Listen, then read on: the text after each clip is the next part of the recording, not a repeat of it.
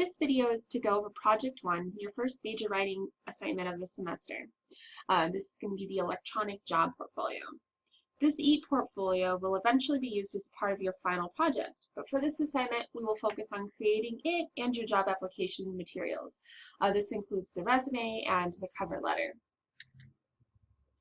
So an electronic portfolio allows potential employers or future employers to learn more about who you are as an individual and a professional, to see examples of your work, this includes both written and visual pieces, and to also view your resume and any other application materials.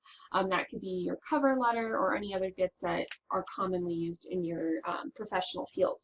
So on the right-hand side here where we see this photo here of an electronic portfolio. They're usually really clean, easy to navigate, something that can just go through really quick to find exactly what your future potential employers are looking for. So your task for this assignment is to first find a job, internship, or program to possibly apply to. This doesn't have to be something that you're actually going to submit these materials to, but of course if you're looking for a job or internship, or even if you want to use this for your future graduate study like med school or grad school, you can craft your materials to do that. So you could eventually use these materials and you don't have to do them again. So the very first step after you find your job, and you can find this job through UNM Jobs, a few different other job search sites like the Muse, Talent Zoo, and LinkedIn, or even at a career services fair. One is going to be held on campus on February 9th, so if you're in Albuquerque or here locally and you want to stop by, you can stop by there. It'll be in the Student Union building. So after you find that job that you want to apply to for this assignment, you're going to go ahead and create your resume and cover letter. After you do that, you're going to go ahead and design the site that will be your e-portfolio. You can do this through either using Weebly, Google Sites, or really any other website creation tool that you feel comfortable using. And then the last thing you're going to want to do is write your reflective letter that's going to detail all the choices that you made for this assignment. All right. So let's go ahead and talk about the resume. As we know from our book, resumes are tools that summarize your education and work history as well as detail some of your technical and professional skills. So I want to go ahead and take a look at one of my resumes to help you better understand the document. So here's my resume. It's organized a little bit differently than some, and it really depends on the organization really depends on the job you're applying for, whether or not they really want to see work experience or education. That usually comes forth in their job description. They'll maybe mention experience first, how many ever years they want you to have, or they'll mention the education. So really that's up to you for which one you want to put first. But some of these key features, you have your professional summary, which really quickly goes over who you are as a professional, kind of selling yourself in a sentence. And then here in the middle, you'll have either your work experience or education, whatever one you want to go first, and then the other one will follow.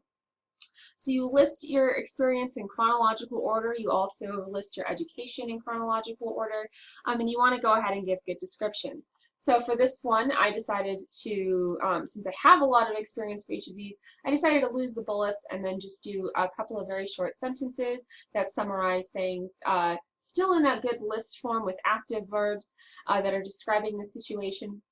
Or my previous work history, and that they could easily read. You could also choose to use a bulleted list to walk them, or to walk your employers through your different jobs. And then for education, you want to make sure you of course list the school you're at and the dates, as well as possibly some relevant coursework, and of course the title of your actual degree that you're getting. I usually like throwing in relevant coursework because it helps them see, what parts of your education you could directly apply to the job. But of course, if you're running out of room, then you can lose that bit. And then you also want to make sure you're including your skills, contact information, all of this other good stuff. Your skills can be technical or they could be professional. So I list both my computer skills like InDesign and also some different things like teamwork or leadership. So next let's talk about the cover letter. So the cover letter is almost always used in conjunction with the resume. Usually when you're applying for a job, they want the resume and the cover letter.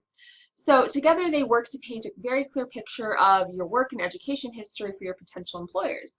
Now cover letters are meant to expand on the resume and prove how you'll be a good fit for the position. So an example here, you have your cover letter following all necessary components of a regular letter. So you have your header with your name and address, as well as who you're writing to. If you don't know who it is, of course, include the name of the company, and then you can just say, you can write to the hiring professional or committee. To whom it may concern is okay, but it's not necessarily the best thing to include. But if you know the name of the person who maybe posted the job or who will be in charge of it, go ahead and include that information. And then you're going to go ahead and mention which job you're applying for, how you heard about it, very quickly. And then in the body of this, you're going ahead and selling yourself. So you're going to pick a few examples from your resume to go ahead and expand on that would maybe directly apply to the job at hand. So maybe if you had a few years experience in management, you'll go ahead and pull off that specific part of your resume and expand on a specific example, maybe some of your job duties that you couldn't really elaborate on in the resume. And then for education, again, expanding on maybe some of the classes or projects you worked on that really helped shape who you are and how you could be a really good fit for them. And then, of course, you're going to close with looking forward to meeting with them. Things like that are very professional and courteous. You want to make sure you end it fairly quickly because you don't want anything longer than a page. Just like any other letter, you don't want to overwhelm your readers. So then we're going to talk about the electronic portfolio, and I want to go ahead and just give you a few examples here. This is the website that I linked you guys to before. This one has a bunch of great student examples from another university, Clemson University, so you can go ahead and take a look at what other students did. Of course, their assignments are different than yours, but you can see things they decided to focus on, their bios, their resumes, how they decided to lay things out. Again, electronic portfolios are here just to house all of your professional information in an easy to access way, so your potential employer doesn't have to go digging through a stack of resumes. They can quickly click on your link and see exactly who you are. So let's go ahead and move on to the bio, which is a part of that electronic portfolio. The bio quickly summarizes who you are as a professional and an individual. It kind of puts a bit of your own personality into this, so you're not just talking about your education and background. You can talk about a couple of other things, maybe a couple of fun facts that are professional that you would want to expand on, maybe where you're from or where you currently live, things like that. You want to make sure your bio is also in third person, and it usually is no longer than about 300 words. You want to keep it fairly short because you want this to be easily read.